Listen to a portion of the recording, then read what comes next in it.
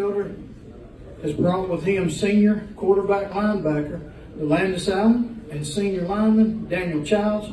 Coach Fielder, give us some opening comments. All right, well, first of all, thank you and the Quarterback Club for having us here today. Certainly put on a good program today. I'm excited about the opportunity to be the head football coach at Sachs High School. Being at Sachs reminds me a lot, this year has reminded me a lot like my first year at Donahoe. Right now we're operating with some low numbers. Got about 18 football players out there right now. Junior high program, I'm excited about it because we have some pretty good numbers with our junior high program. But with the varsity program, it's kind of challenging.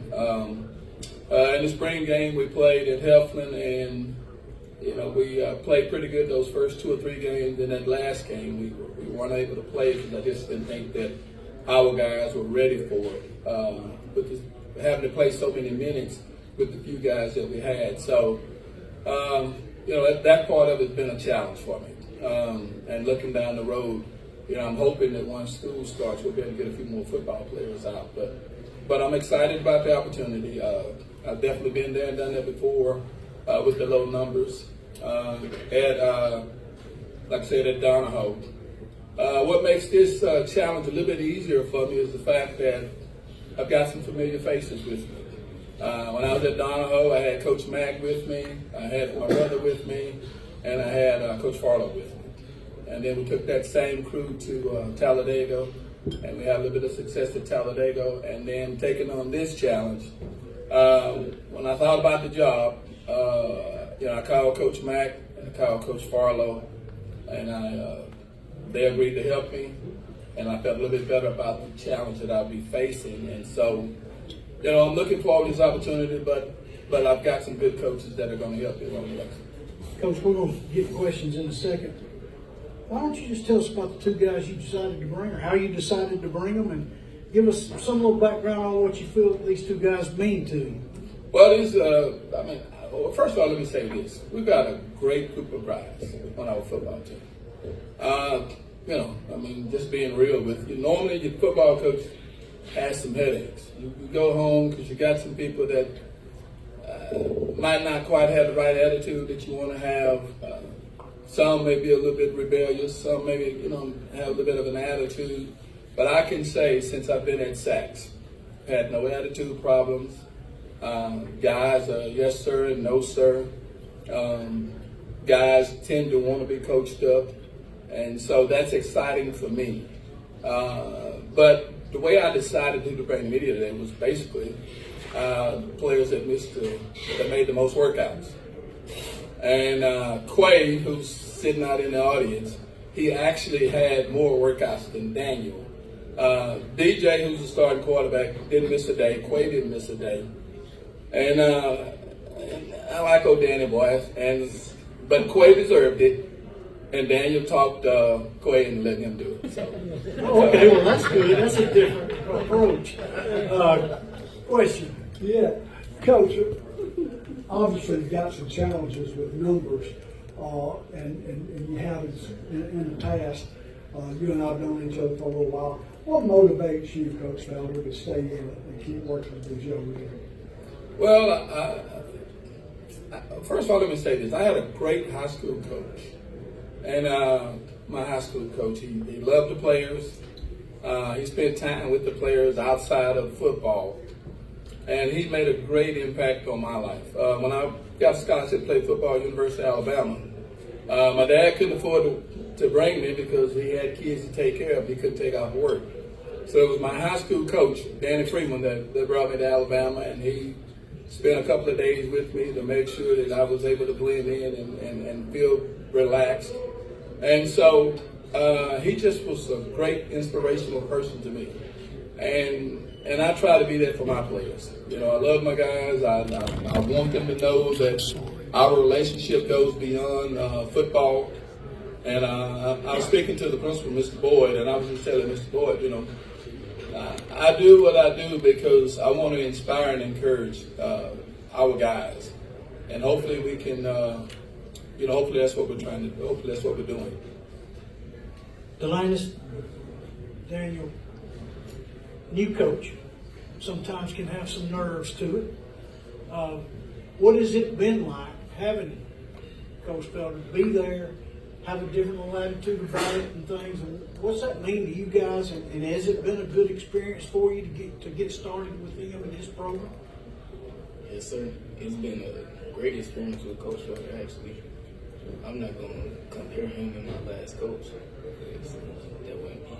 But it's been a great experience. Fun, laugh. Coach Felder, he's a funny guy. But, when to luck in, when it's time to luck in. Thanks for that.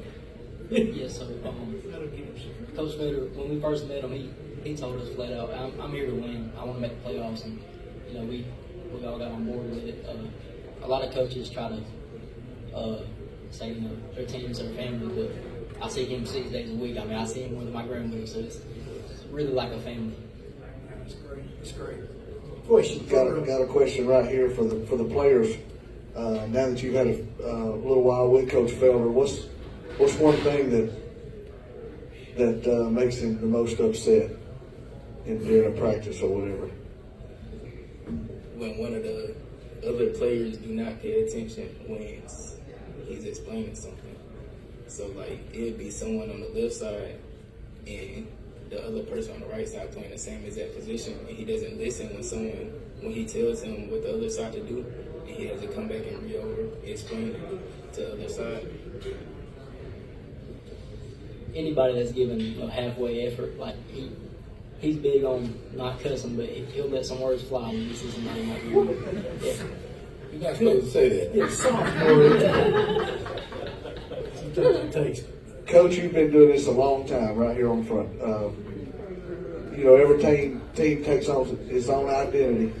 When you think about this campaign this year with the guys you've got, what's the one thing that excites you the most about this fall with this team? Well, just that they're just a great group of young men. I mean, they just, I miss them when I'm not with them, and I'm with them almost all the time. But, I like to laugh and joke and play around with them. But like I tell them all the time, you just got to know when to do that. When we get on the football field and when I'm talking to them, and it's all about the business. But it's just a great group of guys. This is, I've said this before, and I've had some pretty good kids, but this is probably one of the greatest groups that I've worked with, and I'd say a lot of them had it down low as well, but this is a great group of kids to work with. Coach, this is really for the three of you. You mentioned low numbers, so kind of touch on when school starts, what are some things that you're going to do to increase that, to get out and recruit folks? And to you two players, what are you two guys going to do to get people involved? Love it first. Well, again, under normal circumstances, if the kid doesn't go through spring training, they're not going to play. But with me being a new coach and me not being able to be in and talk about, the things, the way that I want things to be and the way that things will be, I have to let those people that when school start come out and play. I've got to get them that opportunity. And, and we need some more players. And I'm expecting that we'll get a few when school starts. But moving forward, if they don't go through spring training, they're not going to play. When I get to school, I'm going to try to encourage people to come out. And I'm not going to beg anybody to come out, but if there's something in their heart, I'm going to try to encourage them to do it, especially the bigger guys, because we have a shortage of linemen right now. And Yeah, I'm more worried about the guys up front. We got a limited number. It's going to be hard to rotate us in and out, so that's really what I'm looking forward to, getting big guys on the team. If I'm lucky, I can get 3 or 4 in there. Coach, first, welcome back to the county. Thank you.